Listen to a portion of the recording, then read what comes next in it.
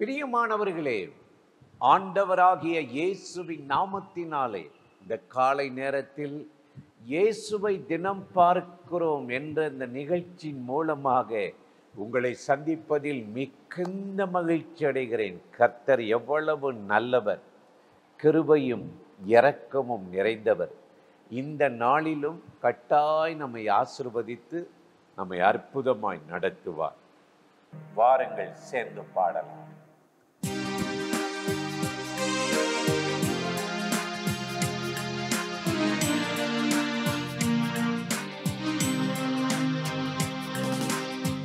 நீர் என்னை தாங்குவதா,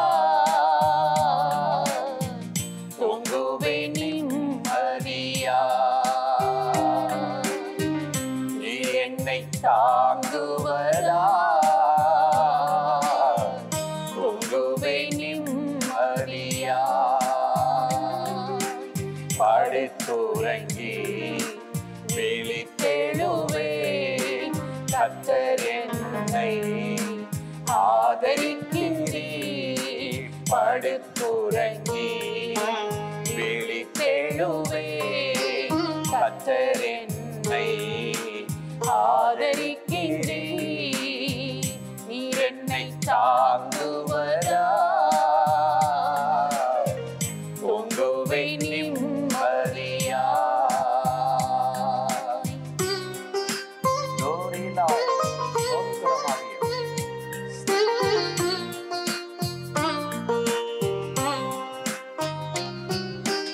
எதிர்த்தெழுவோர் பெருகினாலும் கர்த்தர் கைவிட்டார் என்று சொன்னாலும், எதிர்த்தெழுவோர் பெருகினாலும் கர்த்தர் கைவிட்டார் என்று சொன்னாலும், கேடகம் நீர்தான், மகிமையும் நீர்தான், தலை நிமிர செய்பவர் நீர்தான். கேடகம் நீர்தான், மகிமையும் நீர்தான், தலை நிமிர செய்பவர் நீர்தான். படுத்துறங்கி விழித்தெழுவேன், கர்த்தர் என்னை ஆதரிக்கின்றீர். நீர் என்னை தாங்குவதா, தொங்குவேன் நிம்மதியா.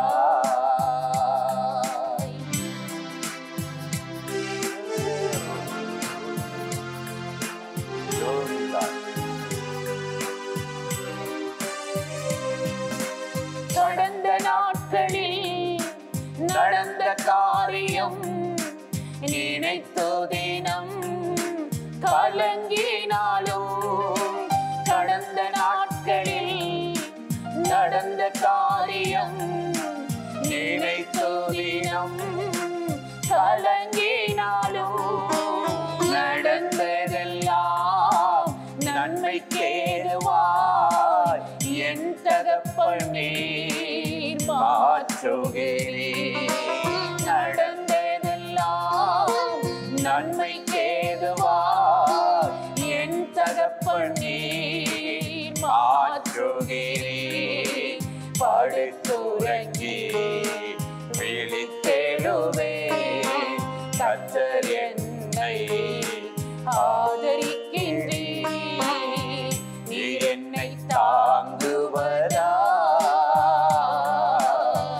தொங்குவேன் நிம்மதியா.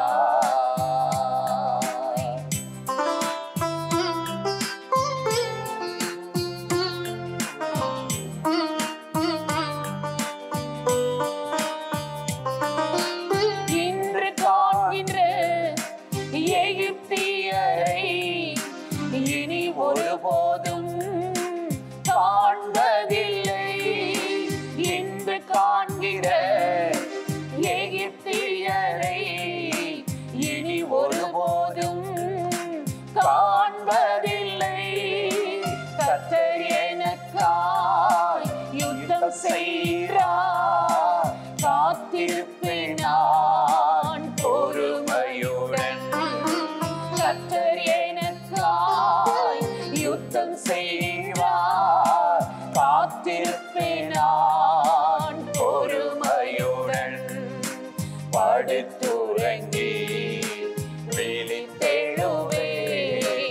கர்த்தர் என்னை ஆதரிக்கின்றீர்.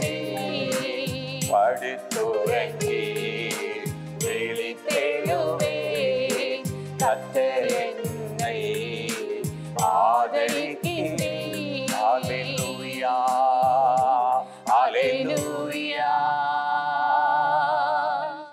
சங்கீதம் 92:13 வார்த்தையை உங்களோடு பகிர்ந்து கொண்டு சில காரியத்தை சொல்லி ஜெபிப்பது நல்லது என்று உணர்ந்தேன். நாங்களோ கர்த்தருடைய ஆலயத்தில் நாட்டப்பட்டவர்கள், எங்கள் தேவனுடைய ஆலய பிரகாரங்களில் செழித்திருப்பார்கள். ஒரு தேவ பிள்ளை தேவனுடைய ஆலயத்தில் நாட்டப்பட்டிருக்கணுமா, ஸ்ட்ராங்கா இருக்கணுமா, நிலை நிற்கணுமா. கொஞ்ச நாள் ஜெபம் பண்ணிட்டு, கொஞ்ச நாள் ஊழியம் பண்ணிட்டு, கொஞ்ச காலம் பிரகாசித்து ரொம்ப அதன் பிறகு தொலைஞ்சு காணாமல் போன ஆதாமை போல நம்ம வாழ்க்கை இருக்கக்கூடாதா? கர்த்தருடைய ஆலயத்தில் நாட்டப்பட்டவர்கள் செழித்திருப்பார்கள் அப்படின்னு ஆண்டவருடைய வேதம் நமக்கு சொல்லுகிறது. எனக்கு அருமையானவர்களே, நம்ம சுயபலத்தால் பக்தியினால் நான் நிலைச்சிருவேன், நான் விசுவாசித்திருவேன், எனக்கு இந்த காரியம் நடந்துரும் அப்படிலாம் நினைக்க முடியாது. தேவனுடைய ஆலயத்தில் அவர் நம்மளை நட்டு வைக்கணும், நாட்டி வைக்கணும். அதுதான் நமக்கு மிகுந்த பலன், அதுதான் நமக்கு மிகுந்த ஆசீர்வாதத்தை கொண்டு வரும் என்று கர்த்தருடைய வேதம் சொல்லுது. அப்படி தேவனுடைய ஆலயத்தில் ஏன் நாட்டப்படணும் அப்படின்னா, அந்த ஆலய பிரகாரங்களை சுற்றி ஜீவ தண்ணீர் ஓடுமா. எசேக்கியேல் 47ஆம் அதிகாரம் முழுவதும் நம்ம பார்க்கும்போது ஆலயத்தில் சுற்றிலும் என்ன ஓடிச்சான்? தண்ணீர் ஓடியதான், ஜீவ தண்ணீர் ஓடியதான். எனக்கு அருமையானவர்களே, அந்த ஆலயத்தில் நாம் நாட்டப்படும் பொழுது அந்த நம்முடைய வேர் அந்த தண்ணீர் அண்டையில் நாட்டப்பட்டு, உஷ்ணம் வந்தாலும், மழை தாழ்ச்சி வந்தாலும், கோடை வந்தாலும் அது தப்பாமல் கனி கொடுக்குமா. அதுக்குத்தான் கர்த்தருடைய ஆலயத்தில் நம்மை தேவன் நட்டு வைக்கிறார், நாட்டி வைக்கிறார் என்று சொல்லுது.